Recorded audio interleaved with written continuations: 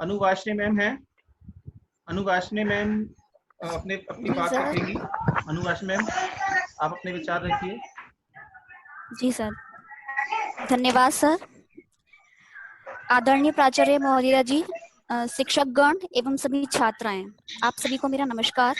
जैसा कि आप सभी को विदित है कि आज हम सभी यहाँ विचार गोष्ठी के लिए एकत्रित हुए हैं, जिसका शीर्षक कोरोना वैश्विक महामारी भारतीय आर्थिक जगत पर दुष्प्रभाव एवं उपचार।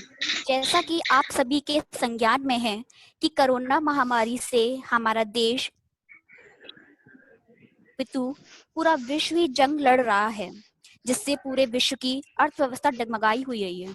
जनता की सुरक्षा को देखते हुए भारत सरकार ने पूरे देश में लॉकडाउन की घोषणा की हुई है, जिसके चलते भारत के सभी बॉर्डर सील कर दिए गए हैं। इस कारण पूरे भारत में व्यापारिक गतिविधियों की पूरी तरह से थम गई है।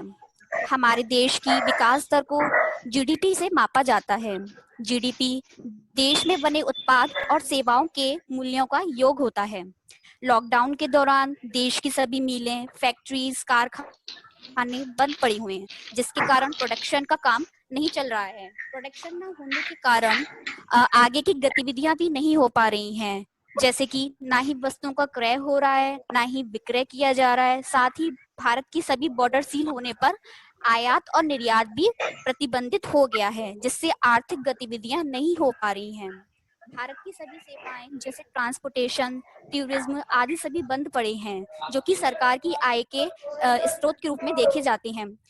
कार्य के आधार पर भारत की अर्थव्यवस्था को 3 भागों में बांटा गया है, जिसमें प्रथम है प्राथमिक क्षेत्र, जिसमें हम एग्रीकल्चर की इनकम को शामिल करते हैं। फिर है सेकंड है द्वितीय क्षेत्र, जिसमें हम प्रोडक्शन से संबंधित आय जो भी होती है उसको शामिल करते हैं। फिर नेक्स्ट होता है तृतीय क्षेत्र, जिसमें कि सर्विस सेक्टर को लिया जाता है। सर्विस सेक्टर में हमारे जो जीडीपी होता है उसमें सबसे अधिक महत्वपूर्ण योगदान देता है। लॉकडाउन के दौरान सभी सर्विसेज पर ताले लगे हुए हैं, इसलिए जीडीपी रेट ग्रोथ होने की बजाय बंद होता जा रहा है या फिर रिसीडिंग की ओर ग्रस्त है।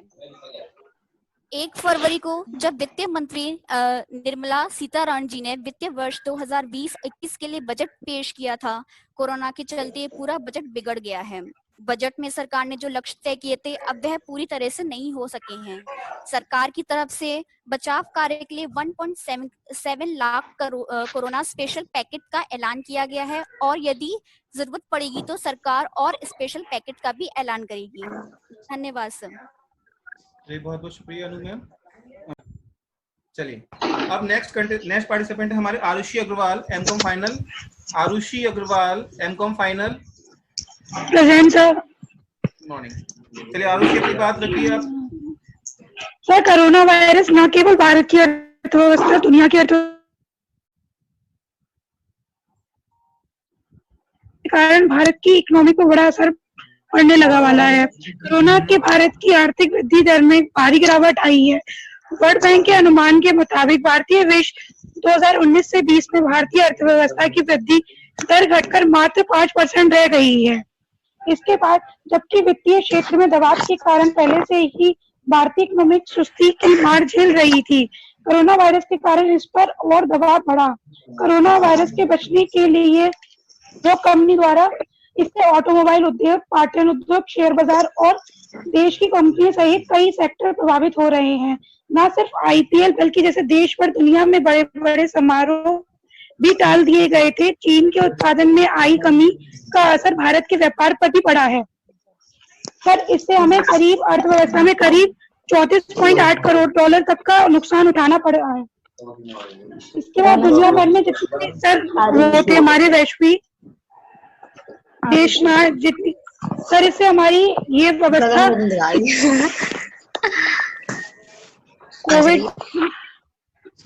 कोविड-19 के कारण चीन से होने वाली आयात के प्रभावित होने से स्थायी और भारी आपूर्ति श्रृंखला के संदर्भ में चिंताएं बढ़ी है। सरकार द्वारा कोविड-19 के प्रसार को रोकने के लिए लॉकडाउन और सोशल डिस्टेंसिंग जैसे प्रयासों को औद्योगिक उत्पादन प्रभावित हुआ है। लॉकडाउन के कारण बेरोजगारी बढ़ी है, जिससे सार्वजनिक खर्चे में भारी कटौती हुई है। लोग सर्वाइव करने के लिए अपनी सेविंग का यूज कर रहे हैं, जिससे उनकी सेविंग भी खत्म होती जा रही है।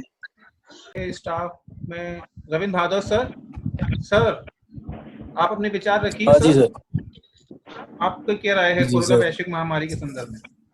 हाँ जी सर। सबसे पहले मैं परमादरणीय प्रिंसिपल मैम को प्रणाम करना चाहूँगा और साथ ही साथ रवि सर को और अपने साथी और विकास नागिया सर। वैश्विक महामारी एक विश्व स्तरीय समस्या बन गई है। ये जो है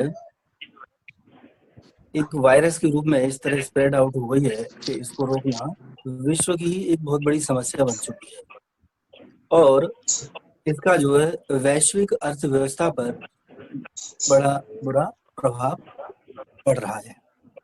और इस महामारी से वैसे देखा जाए ये नहीं है कि भारतवर्ष, पूरा विश्व ही जो है परेशान है और इसने पूरे विश्व की अर्थव्यवस्था को प्रभावित किया है और भारत की अर्थव्यवस्था भी इससे प्रभावित हो रही है। कोरोना के बढ़ते मामलों के बीच 2 महीने पहले उच्चतम स्तर पर रहने वाला जो स्टॉक मार्केट था उसमें आज 20% से ज्यादा की गिरावट आ चुकी है और तेल की बढ़ी आपूर्ति और मांग में कमी के बीच विश्व जो स्वास्थ्य संगठन है WHO, उसकी तरफ से कोरोना पर हुई जो 24 जनवरी को एक मीटिंग हुई थी, उसके बाद से अंतर्राष्ट्रीय कच्चे तेल की कीमतों में 50% की गिरावट आई है।